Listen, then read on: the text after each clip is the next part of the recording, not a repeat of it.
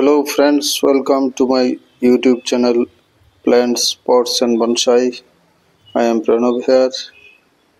আজ আমার ছোট জেট ফরেস্টের উপর কাজ করছি। এটি গত 25শে ডিসেম্বর এক বছর আগে এই ফরেস্টটাকে তৈরি করেছিলাম। তো গাছগুলিকে আমি রোপণ করেছিলাম। আজ এর উপরে কিছু কাজ করব। তার আগে আপনাদের সঙ্গে আমি শেয়ার করে নিই আমার arrival of my new instrument, আমার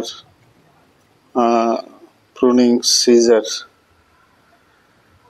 অনলাইনে বুক করেছিলাম, এসে গেছে, তাই আপনাদের সঙ্গে শেয়ার করছি। এটি জাস্ট সময় মতো এটা ডেলিভারি পেয়েছি। ফ্যালকন কোম্পানির তৈরি, তো এর সার্ভিস ভালোই হবে আশা করি, কারণ ফ্যালকন কোম্পানির একটা নাম রয়েছে।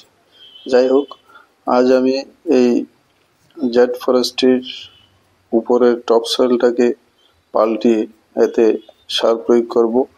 আমি 1-1.5 ইঞ্চি পরিমাণ মাটি এর উপর থেকে টপ সয়েলটাকে উঠিয়ে নেব এবং এর জায়গাতে আমি জৈব সার প্রয়োগ করব, যেন গাছগুলি আর একটু গ্রোথ ভালো হয় এবং তাড়াতাড়ি হয়।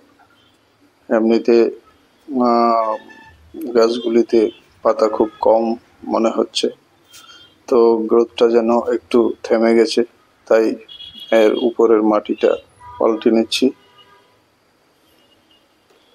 এবং এর উপরে আমি সার প্রয়োগ করব। যেহেতু একটি সেলো বনসাই পাত্রে রয়েছে, তাই অন্যভাবে আর সার প্রয়োগ করা যাবে না।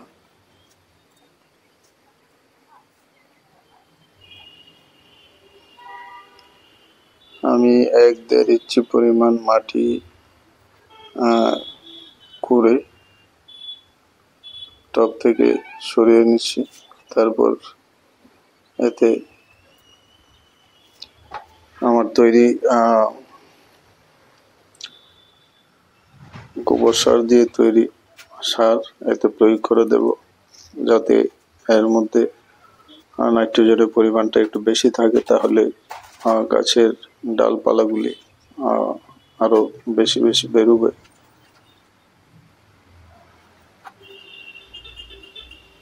তো এটা আমার মিক্সড জৈব সার, অর্গানিক, এটা দিয়ে দিচ্ছি গাছের টবের চারদিকে, গাছের গোড়ায় গোড়ায়।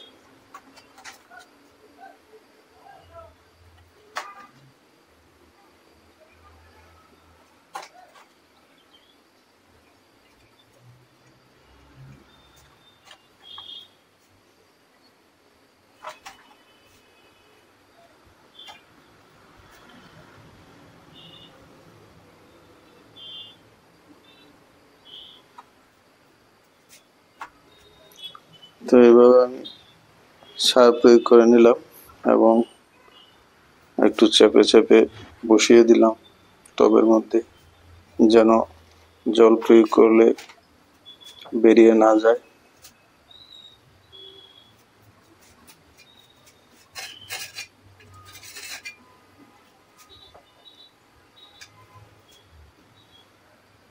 এইভাবে একটু চেপে দিলাম।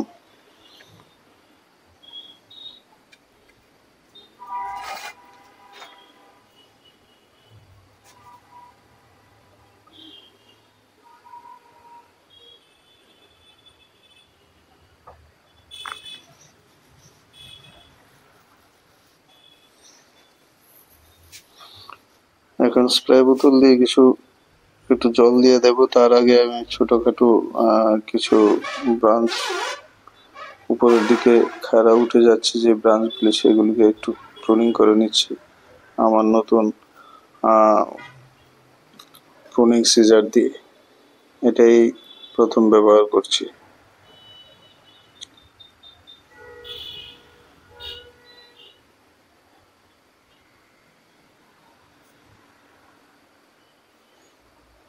কিছু কিছু কিছু ডাল সোজা উপরের দিকে ব্রাঞ্চগুলি উঠে যাচ্ছে, সেগুলি একটু প্রুনিং করে নিলাম।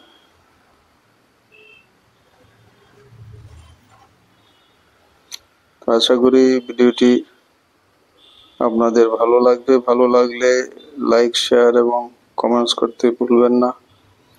যারা নতুন দর্শক, চ্যানেলটিকে সাবস্ক্রাইব করে রাখুন বেল আইকনটি টিপে, তাহলে সব ধরনের নোটিফিকেশন সবার আগেই পেয়ে যাবেন।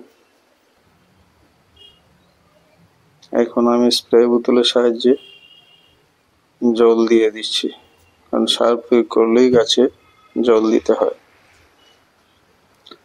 এইভাবে আমি আমার জেড ফরেস্টের যত্ন করছি। সবাই খুব ভালো থাকবেন। আবার দেখা হবে। নমস্কার।